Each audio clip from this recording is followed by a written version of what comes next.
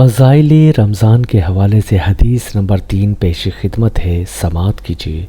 کعب رضی اللہ تعالیٰ عنہ بن اجرا کہتے ہیں کہ ایک مرتبہ نبی کریم صلی اللہ علیہ وآلہ وسلم نے ارشاد فرمایا کہ ممبر کے قریب ہو جاؤ۔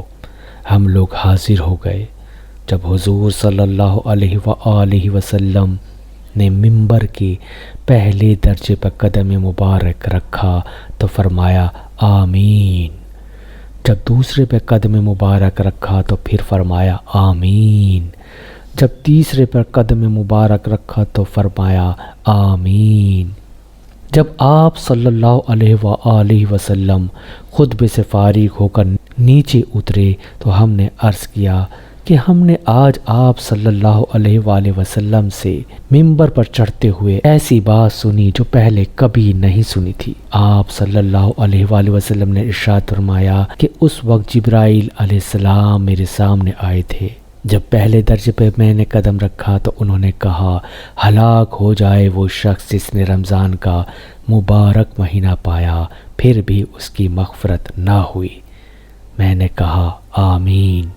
پھر جب میں دوسرے درجے پر چڑھا تو انہوں نے کہا ہلاک ہو جائے وہ شخص جس کے سامنے آپ صلی اللہ علیہ وآلہ وسلم کا ذکر مبارک ہو اور وہ درود نہ بھیجے۔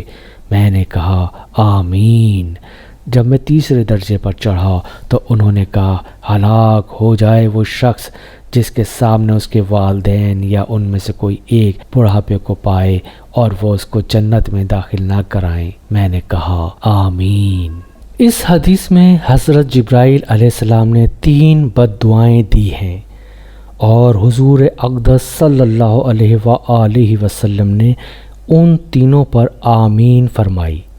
اول تو حضرت جبرائیل علیہ السلام جیسے مقرب فرشتے کی بد دعا ہی کیا کم تھی، اور پھر حضور اقدس صلی اللہ علیہ وآلہ وسلم کی آمین نے تو جتنی سخت بد دعا بنا دی وہ ظاہر ہے۔ اللہ ہی اپنے فضل سے ہم لوگوں کو ان تینوں چیزوں سے بچنے کی توفیق عطا فرما دے اور ان برائیوں سے محفوظ رکھے، ورنہ ہلاکت میں کیا تردد ہے۔ در منصور کی بعض روایت سے معلوم ہوتا ہے کہ خود حضرت جبرائیل علیہ السلام نے حضور سے کہا کہ آمین کہو، تو حضور صلی اللہ علیہ وآلہ وسلم نے فرمایا آمین، جس سے اور بھی زیادہ اہتمام معلوم ہوتا ہے۔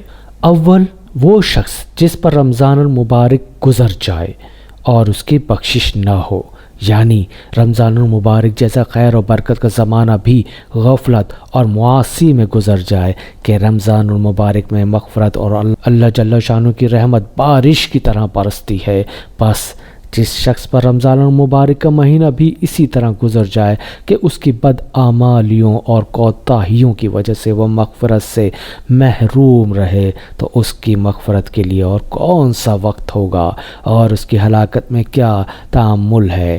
اور مغفرت کی صورت یہ ہے کہ رمضان المبارک کے جو کام ہیں یعنی روزہ، تراویح، ان کو نہایت اہتمام سے ادا کرنے کے بعد ہر وقت کثرت کے ساتھ اپنے گناہوں سے توبہ و استغفار کرے۔ دوسرا شخص جس کے لیے بد دعا کی گئی ہے وہ ہے جس کے سامنے نبی کریم صلی اللہ علیہ وآلہ وسلم کا ذکر مبارک ہوا اور وہ درود نہ پڑھے۔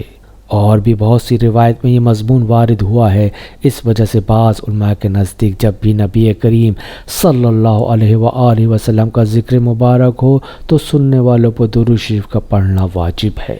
حدیث بالا کے علاوہ اور بھی بہت سی وعیدیں اس شخص کے بارے میں وارد ہوئی ہیں جس کے سامنے حضور صلی اللہ علیہ وآلہ وسلم کا تذکرہ ہو اور وہ درود نہ بھیجے۔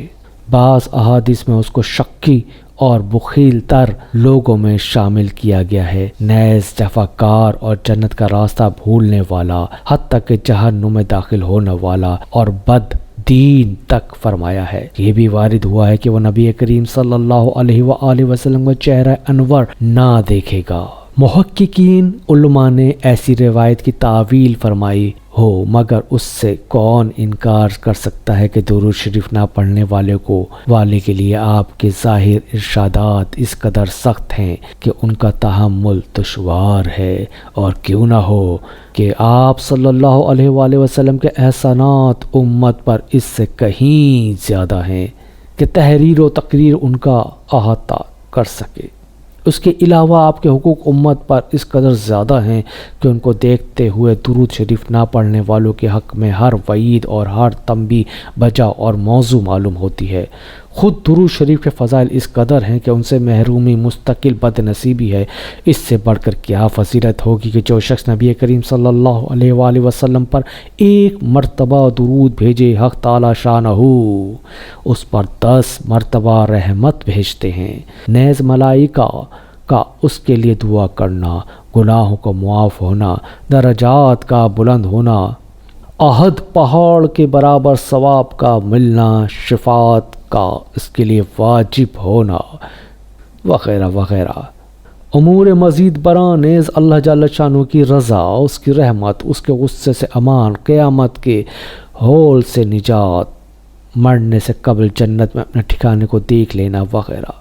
بہت سے وعدے درود شریف کی خاص مقداروں پر مقرر فرمائے گئے ہیں۔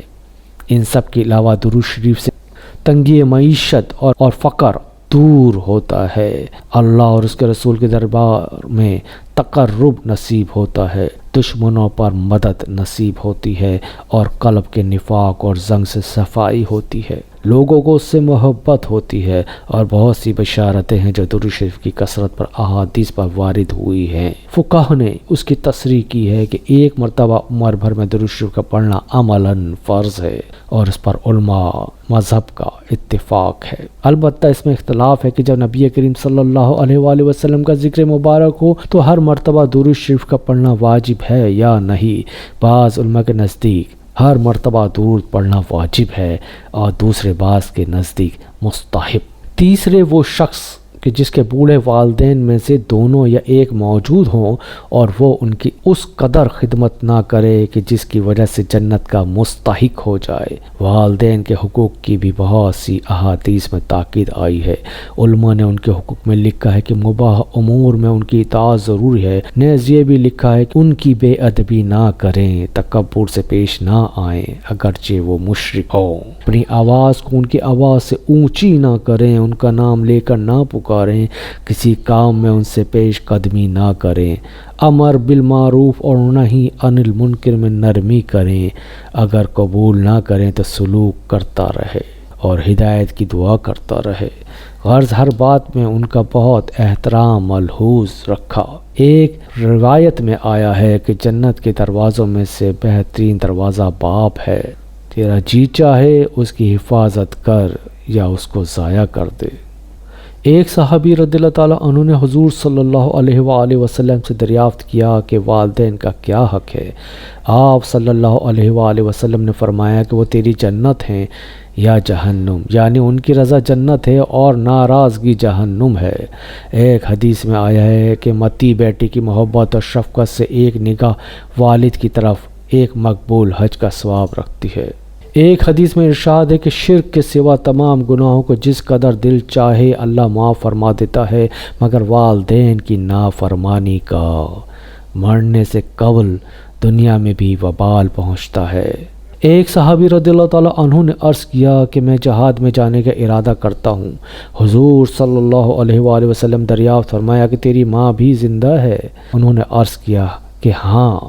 حضور صلی اللہ علیہ وآلہ وسلم نے فرمایا کہ ان کی خدمت کر کے ان کے قدموں کے نیچے تیری جنت ہے۔ حدیث میں آیا ہے کہ اللہ کی رضا باپ کی رضا میں ہے، اور اللہ کی ناراضگی باپ کی ناراضگی میں ہے، اور بھی بہت سی روایت میں اس کا اہتمام اور فضل وارد ہوا ہے۔ جو لوگ کسی غفلت سے اس میں کوتاہی کر چکے ہیں اور اب ان کے والدین موجود نہیں، شریعت مطہرہ میں اس کی تلافی بھی موجود ہے۔ ایک حدیث میں ارشاد ہے کہ جس کے والدین اس حالت میں مر گئے ہوں کہ وہ ان کی نافرمانی کرتا ہو تو ان کے لیے کثرت سے دعا اور استغفار کرنے سے متی شمار ہو جاتا ہے۔ ایک دوسری حدیث میں وارد ہے کہ بہترین بھلائی باپ کے بعد اس کے ملنے والوں سے حسن سلوک ہے۔